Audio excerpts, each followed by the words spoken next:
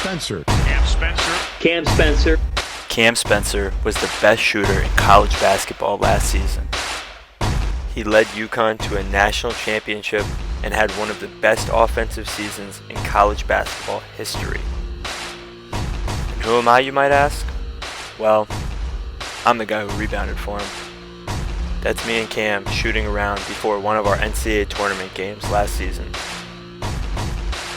Now, I'm no slouch as a shooter myself, but from watching Cam every day, I learned a couple things. Today, we're going to go over some of the footwork that made Cam the best shooter in the country.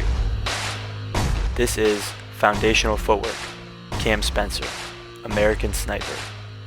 Now, what impressed me most about Cam wasn't his jump shot, it was his mindset.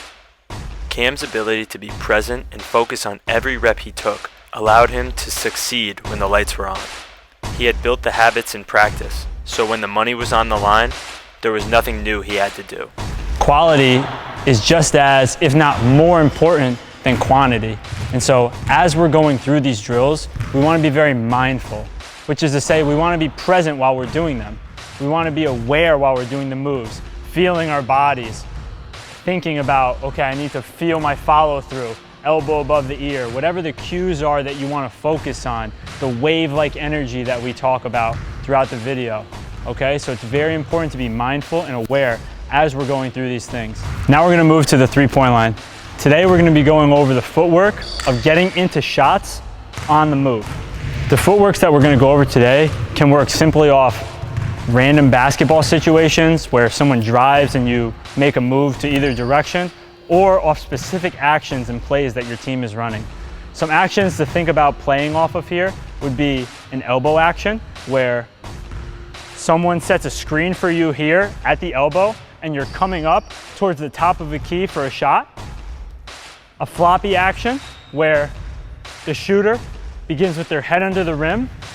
There's a pin in the middle of each wing and they have the option to pick either side, where now the screen is happening here and they're coming out for a shot on the wing. Or a double stagger, which is another very common situation in basketball, where there's two screens now. One here, I come off, and another right around here, where I'm gonna come off here. If you're a player that's doing these drills, feel free to put yourself in any of these situations when working on these footworks. Today, I'm gonna be demonstrating out of what would be a floppy series. Okay, so the screen is here, and typically we don't wanna run straight out. We wanna banana cut this and curve it just a little so that it's easier for us to get into our jumper. With all these shooting drills, it's great to have a passer and or a rebounder, but really if you don't, all you need to do is spin the ball out to yourself. When going through these shooting drills, it's important to remember that wave-like energy that we talked about in the paint. It's important to stay low and to stay wide so that we can maintain our balance. But at the same time, we don't want to be rigid as we move. We want to allow a little wave-like motion as our energy flows through our body, okay? So right here, I'm going to exaggerate what that looks like. Up, down, up, down, up, down, up. Again, staying low for the majority of it, but allowing that wave to keep our energy moving. So as we spin the ball out, I'm up, down, up. Again, we don't want to have an egregious, right, way up, way down motion. We want to stay low for the most part, but we don't want to be rigid. We need to let our energy flow.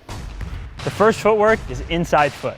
This is great if our defender is trailing us and we want to get away from them and square right up to the rim. So as we're running, the ball is out here. We want to go inside foot, outside foot, shot. It's important that we twist our foot as we step towards the rim and we keep a nice fluid motion here.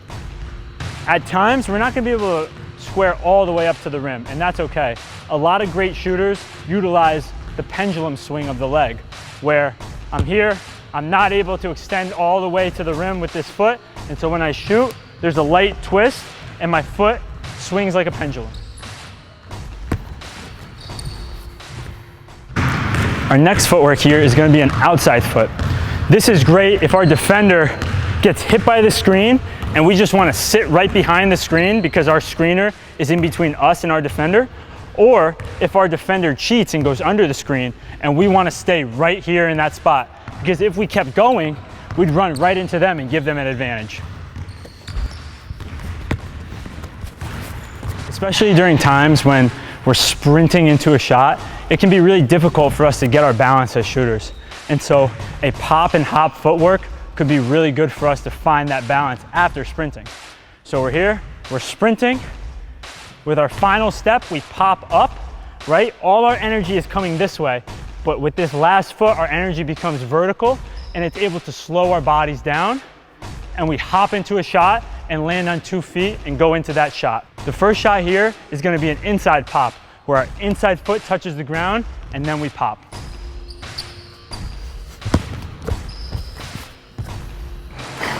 Our next footwork is gonna be an outside pop.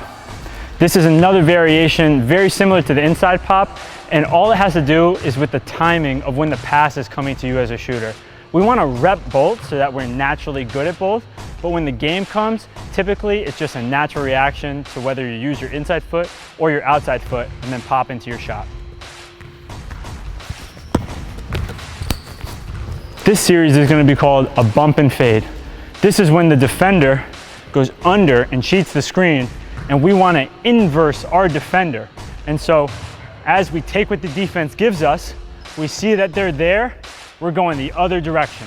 This is a bump and fade outside foot shot, okay? So it's gonna be 4 steps. 1, 2, 3, 4. Our next shot is gonna be a bump and fade with an inside foot finish. The difference between an inside foot and an outside foot here really has to do with the rhythm of the shooter as well as the timing of the pass. So this is gonna be a 5-step as opposed to the 4-step of the outside foot. So it's 1, 2, 3, 4, 5. When going through any basketball workout, whether it's these drills here today or drills you got somewhere else, or even live situations when you're in a game or you're playing pickup, it's very important to be present while you're playing and mindfully aware of what habits you're creating. That is to say, every time you shoot a shot, you're learning something, right? You can learn from a good shot, you can learn from a bad shot. All that matters is that you keep learning and keep getting better. But if you're taking shots or you're doing drills and you're not learning, you're just doing them to do them mindlessly, it's gonna be tough to become a truly great player. Thanks for watching today. Hope you learned something. Hope you can get better from this, and I wish you well along your journey.